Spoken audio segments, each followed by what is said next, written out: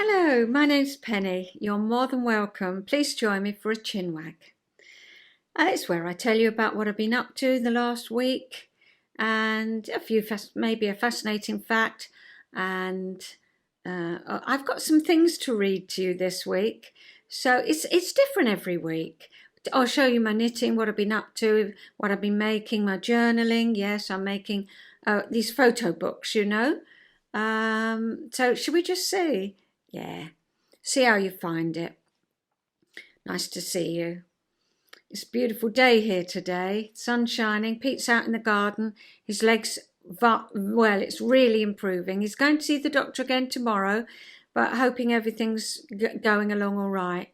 I keep saying another week, but I think it's going to be another few weeks. But he's all right. He can walk on it. He's not in pain. I just want that, angry look to go. But it's doing really well. So thanks for all your well wishes. I appreciate them. So where shall I start? What's on my mind? I always start with what's on my mind. And this is what's on my mind. I finished my jumper. Didn't take me long. Let me see if I can move my chair and show you. Yes, I did it up to, so it just fits in nicely. I think I've done too big I wanted it more fitted. Well, it's not too bad. I think it's going to be my house jumper. I like this. Same skeins of wool, but they come out very different. I don't know what made me do it. I should have knitted the first size. I always do, but I forgot and I knitted the second size. So I do feel like I want to pull that up to there. And then I've got this. But on the other hand, it's a cozy, easy jumper. But I think I'm going to knit it again because I like it. I like the shape.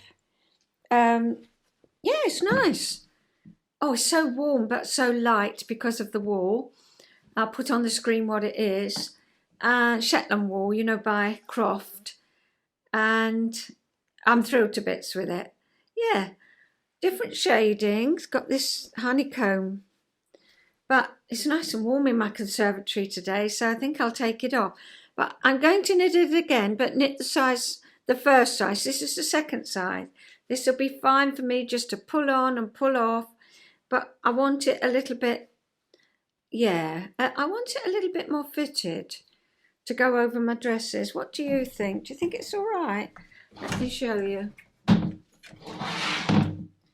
Yeah, well, you can't see, can you? See, I want it there. Am I being fussy? I want it there. And then that needs to come in. If that came in all the way down, you see, it'd be all right. Well, it'd be different, wouldn't it? This is fine. Just to lope about in. Is it lope about or loaf about? Yeah. So that's my cardi. Oh, well, my jumper. It's a jumper, isn't it? But I can recommend it. I'm going to do one in blue because it's my favourite colour, and I should do it a smaller size, and we'll see what happens. Not yet though, not yet.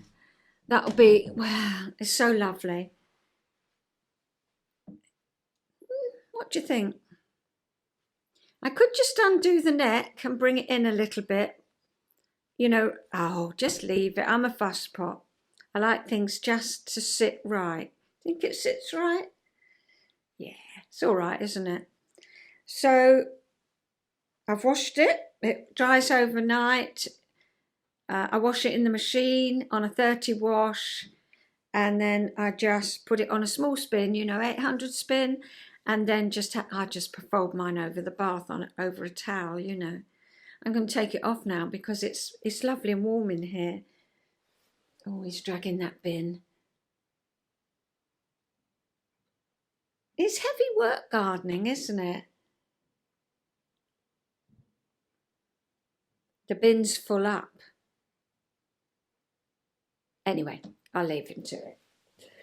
So that's that. Oh, that's better. It's lovely in here. Throw that there. Okay, let's get up close so I can talk to you. That's it. I know people say, oh, we want to see your garden, so I'm going to put that up. I took a little, because the sun was shining, you know, it's been a very late spring. I just took a little movie out of the window this morning, so I'll put that up. And you can see the garden, because there's no way, if I turn round and you look, I have the garden behind me, then you can't see my face. You know, we're back to all that again with the light.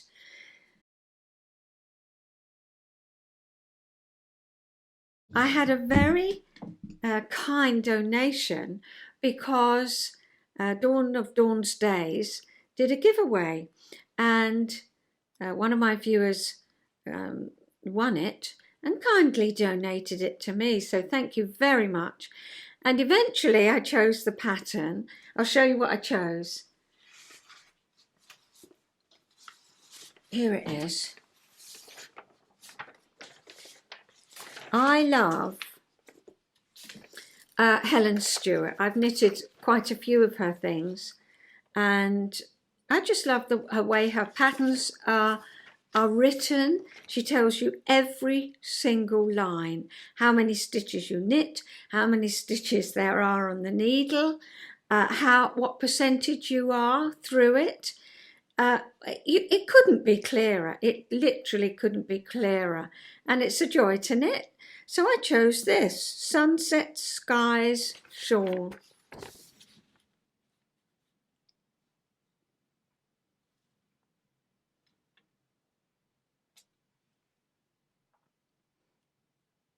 And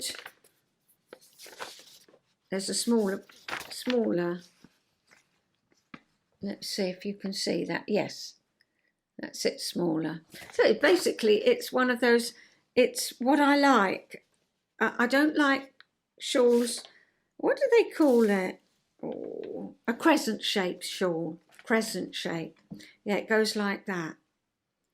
And I like those because they sit round my neck very comfortably. And I love what she writes.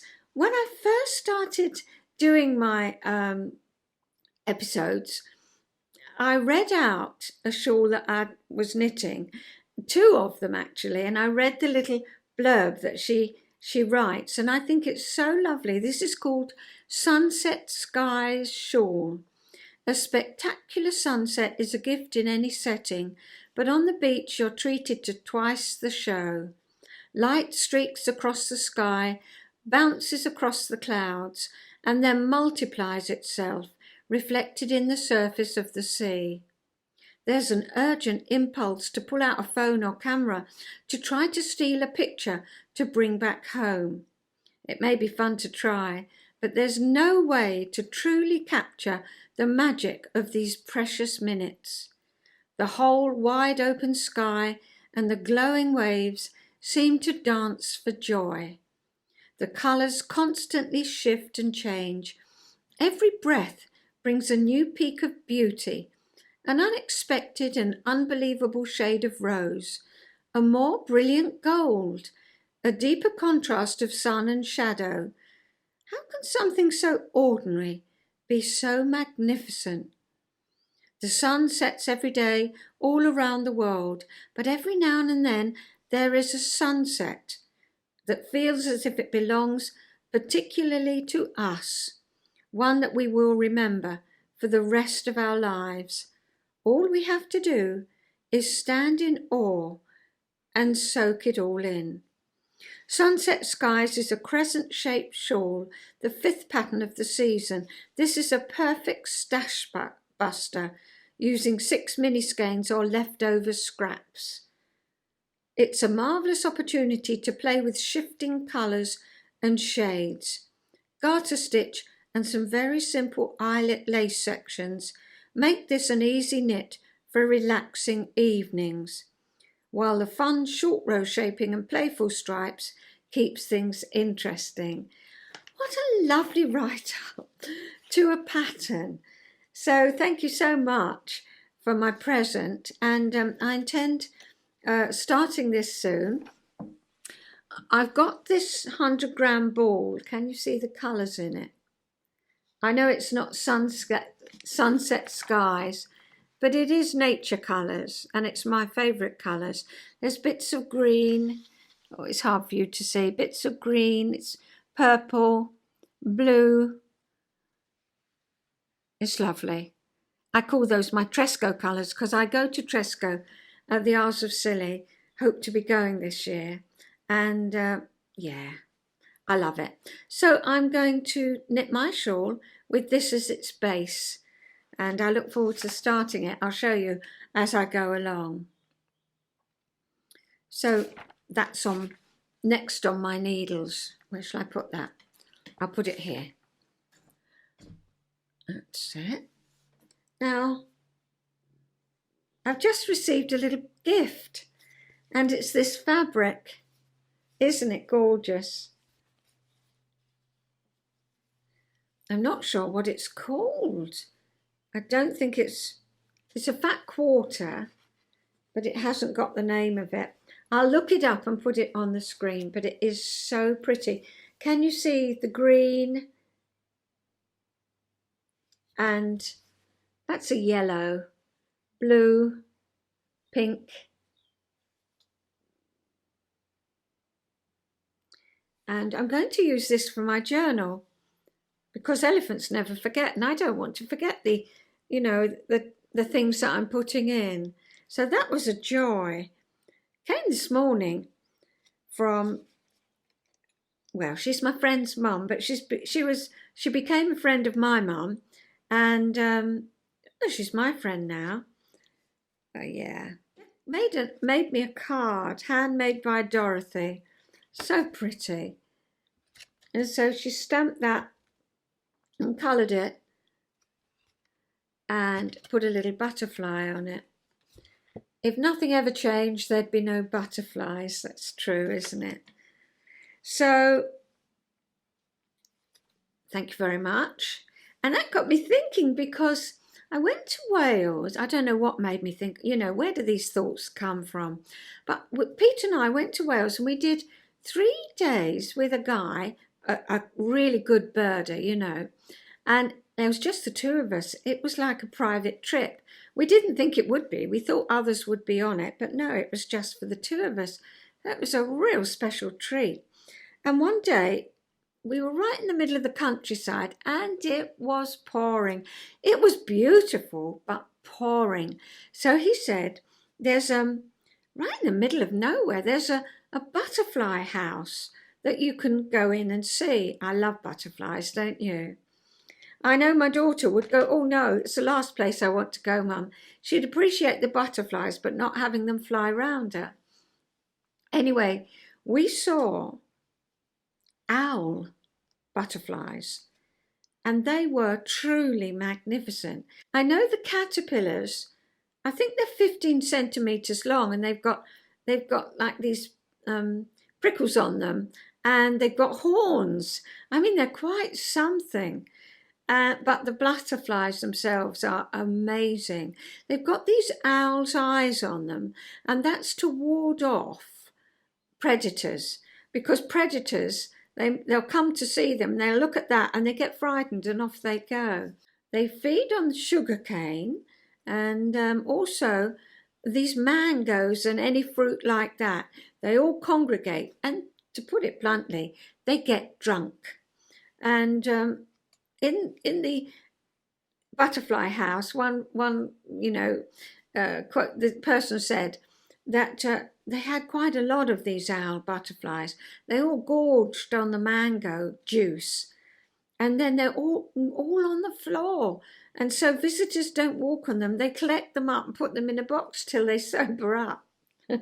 I thought it was quite funny, but that jogged my memory there. Again, beautiful things in nature to see. Let's put that there. Okay, I'll show you this. Now, I haven't done a journal this week. I've been a bit busy, but I haven't done the cover of it or anything like that. But I've done the first page. It's in this box here to keep it clean. Okay, so I'll show it to you. Here it is.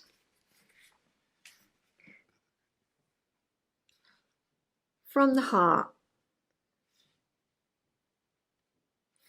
Mum and Dad, me, the garden, beautiful nature, and there was a bird waiting in the wings because my mum had my brother when we moved, and I was 5 when we moved. That's the start of my next journal, but I was 6.5 when my brother was born. So there it is. That's a magnet. I love it. I love the sound of it.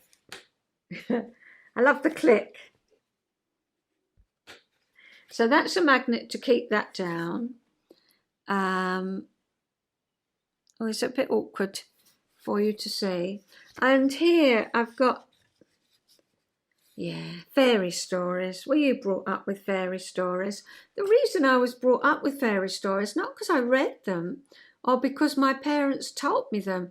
My parents read me much more different things and bought much more factual books, I think.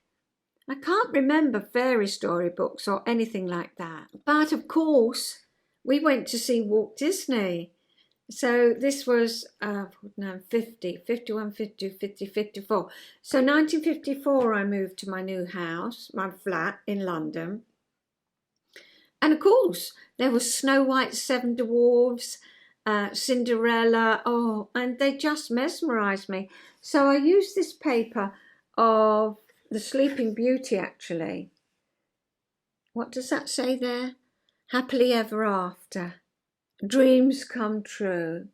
I just thought it was so apt because that's what I believed. Well, when you're told that at 5 years old, you believe it, don't you?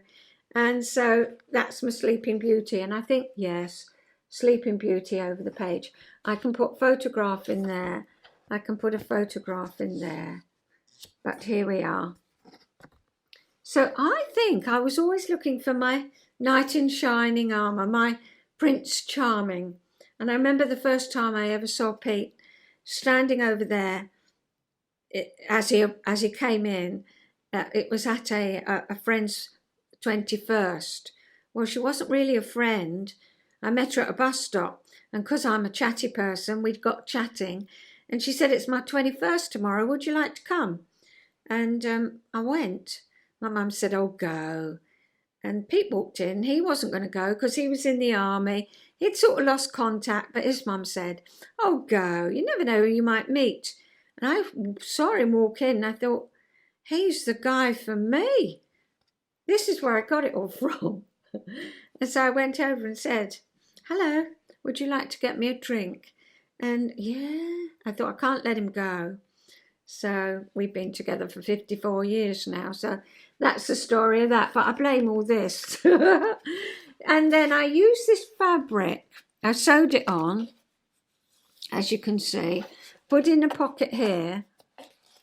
I'll show you next time with the up camera. But that's a pocket. This is actually one of the first bits of fabric I bought. I bought it at Ali Pali, it was a show, fabric show, a knitting show. And it was years and years ago when I first started quilting, and I fell in love with it.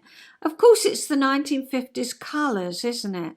The yellows and the greens and the blue. And I just loved it. So I had a piece of that. So that became my first page. And then that opens up like that. And where I moved in Tottenham, I had 8 conker trees. There's the horse chestnut. 8 of them in my garden. They wrapped round the flats. And I was just mesmerised with them by the birds and all what was in the trees. And and I just loved this. The colours, you can see they're my colours. And I've loved those ever since I was a little girl. And I thought it was rather apt, looking through that arch, what's going to come, age 5. So there we are. That's my first page of my new journal. I found a photograph to put it in, it, And well, obviously, maybe we're at South, I don't know where we are, but it's our next door neighbour. And my mum, sitting on the beach, always knitting. Look at the cars. She's got a duffel bag with her knitting in. My mum always looked lovely. Can you see her skirt? Very folksy, isn't it? I think she was knitting me a jumper there because I got a photograph of me in that colour jumper. But I noticed my brother's, where is it? I noticed my brother's pram is there. He got his finger caught in that. And that was horrible. As you put it down, I mean, look at it. Anyway, so that's going in. Here she is again in the garden with a friend of hers brought her little girl round, so it's not anyone I know. Well, I know she played with my brother, but here again, mum knitting. The old trike. Mum, I can honestly say she never sat down without her knitting. And this is me on holiday in Cornwall with my Aunt Anne, my dad's sister, who's 10 years older than me. So I'm coming up 74, she's coming up 84. You'd never know it. And this is with my nan's sister. And my nan made us both toweling robes. She was a great seamstress, my nan.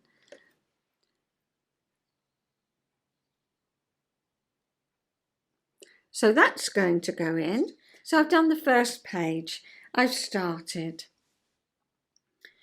So I'm going to read something now that the person here, Anne, for my viewers, you've seen Anne. You know, she came to visit Mum last December, and I talk about her quite often. But she wrote a piece for the Irish Times, and I wanted to read it. But for any of you who don't want to listen to anything about breast cancer, then there's a timestamp at the bottom and you can fast forward. But for those of you who'd like to listen, Anne has written a piece for the Irish Times and it's been published. And I thought I'd read it because, well, I thought it was very interesting. I love the way she's written it. And I thought it was quite good to get it out there. Let's put it like that. So she says, I was about to leave my doctor's appointment for an ongoing discussion about my resistance to blood pressure tablets when I remembered the rash on my breast. Could I have some ointment for this? I said, pulling down my blouse a little. It itches a bit. Within minutes, the doctor had me up on the table, and after a brief examination, she declared I'd have to go to the breast clinic in the Mater Hospital. I'll write to them and they should get back to you in 3 weeks, she says, but if it goes any longer than that, get straight back to me. It was a rainy day in late November 2022, and as I walked home, all sorts were running through my head. I'm 83 years old. And up until then, I'd never encountered another elderly woman being told to present herself at a breast clinic. This kind of thing is usually kept under wraps, I suppose. I did a little research and found that according to Breast Cancer Ireland, 36% of women are diagnosed with breast cancer over the age of 70 years. Apparently, the risk of getting breast cancer increases as you get older. When I told them my 8 children, their partners, and the age-appropriate grandchildren, their responses ranged from concern to incredulity to plain disbelief.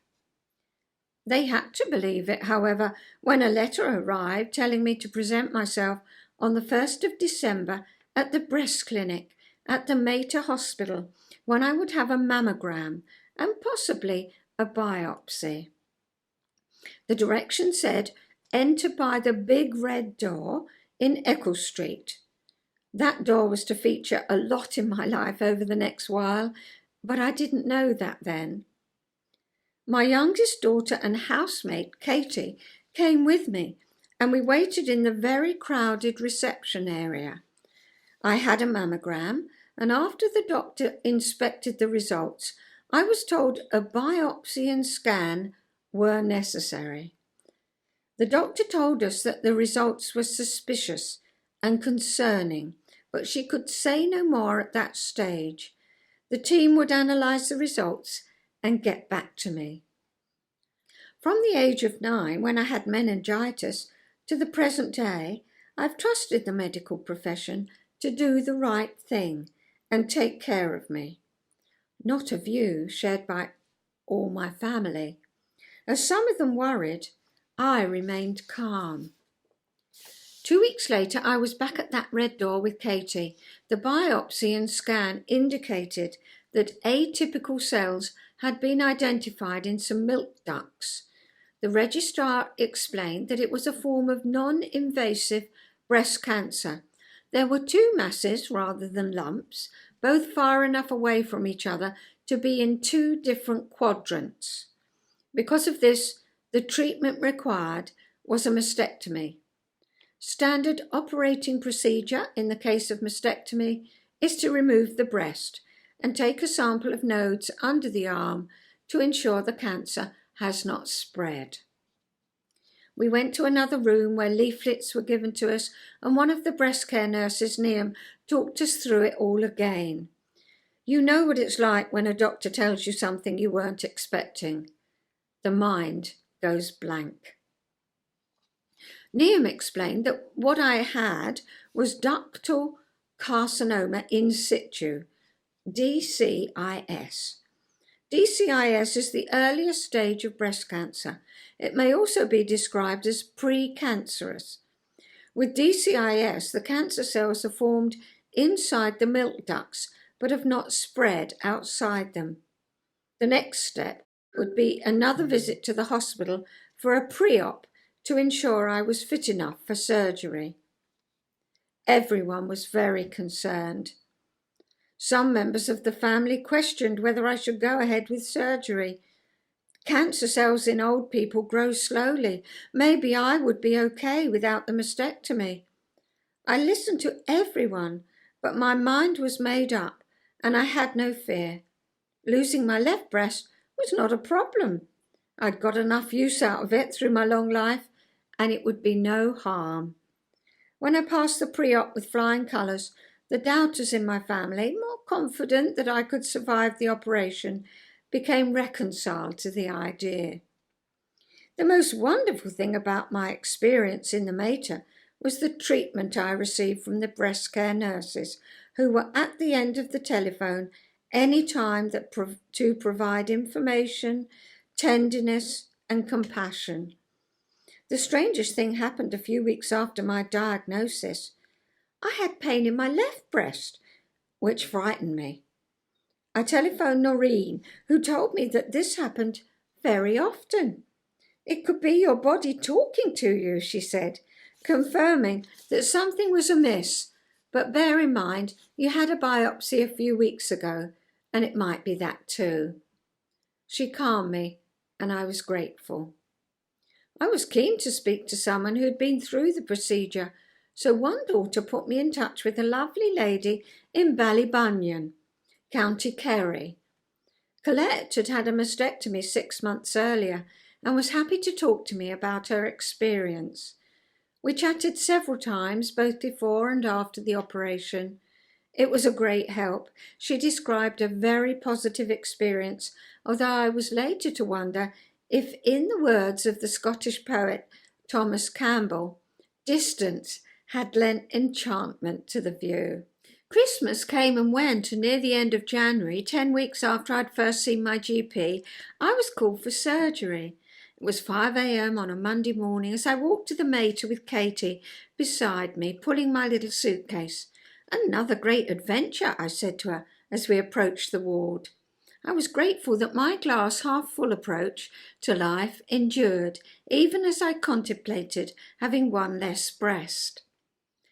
At the hospital, a physiotherapist came to instruct me about the exercises I should do immediately after the operation to ensure mobility in my arm.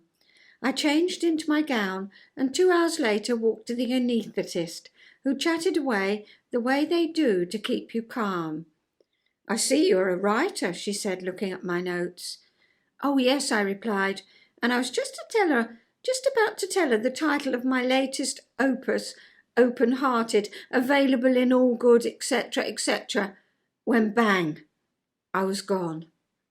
I woke up with a local anaesthetic drip and a Jackson Pratt drain in my side to remove blood and fluid and help the wound heal. The next 48 hours passed by with visits to the bathroom, which invariably involved me getting tangled in the tubes attached to me. The breast care nurse fitted me with a post-surgery bra and told me that I could call in again in a few weeks to collect another. They are available in Marks and Spencer and Pene's, I was informed.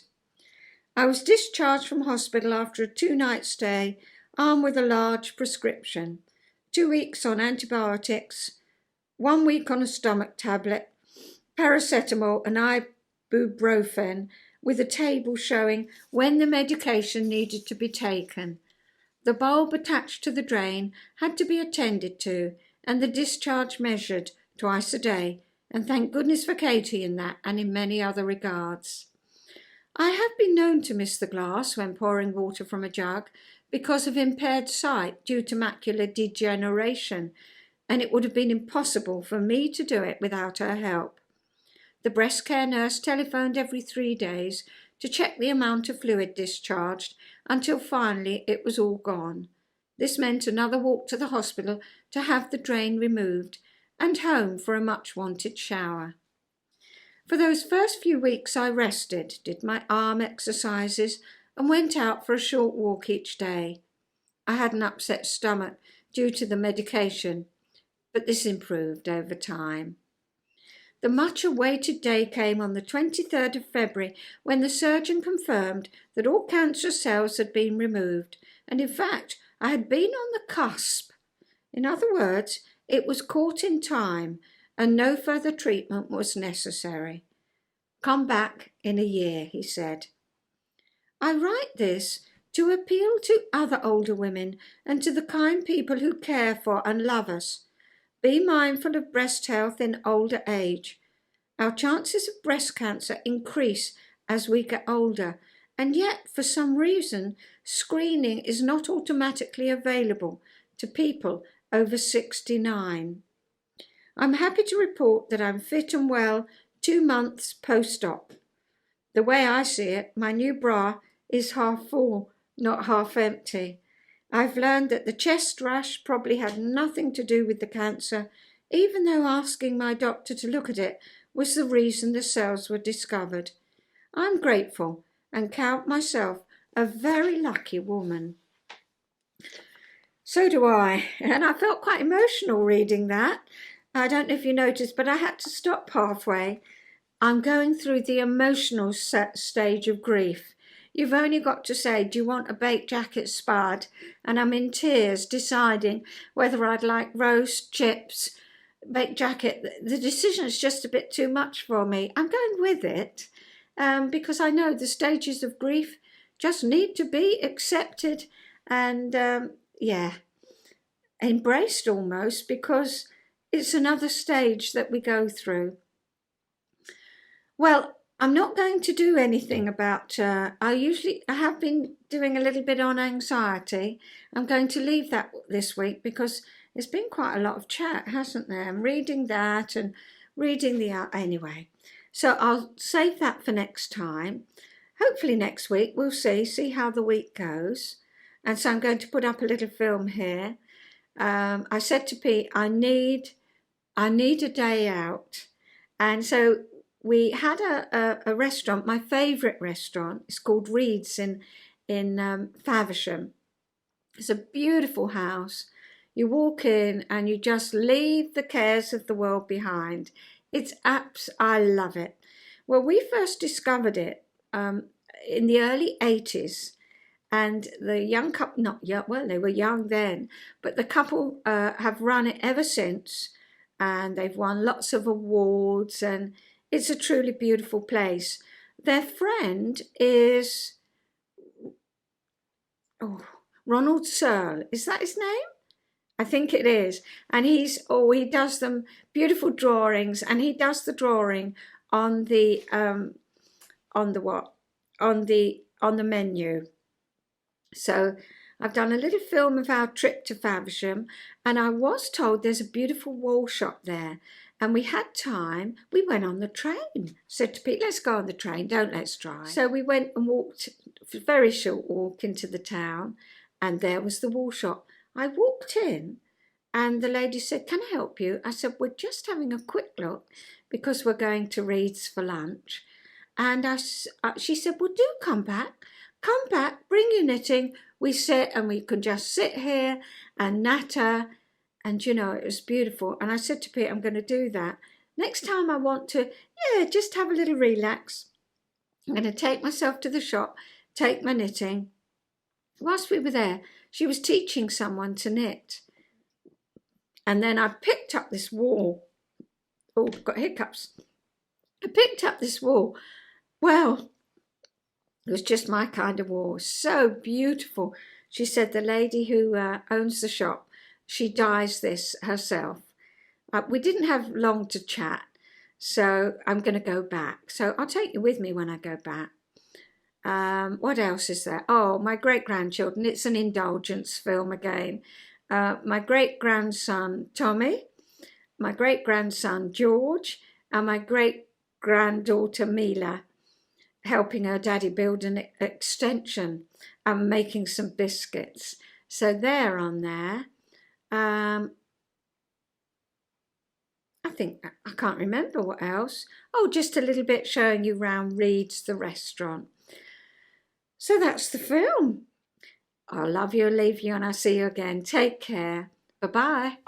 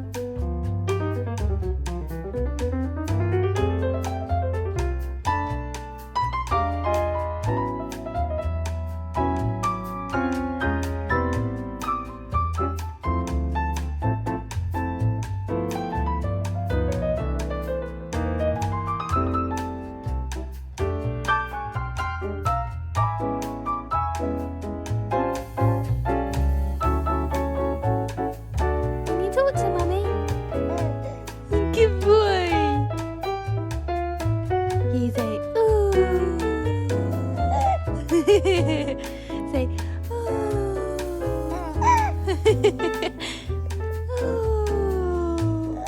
Ooh. Ooh. What about, can you say, goo? Uh-huh.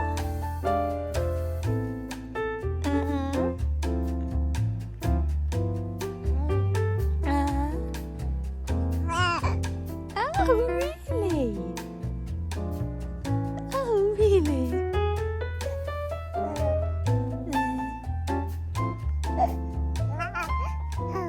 Oh. Oh. Gorgeous, Georges. You gorgeous, Georges. Yeah, you are.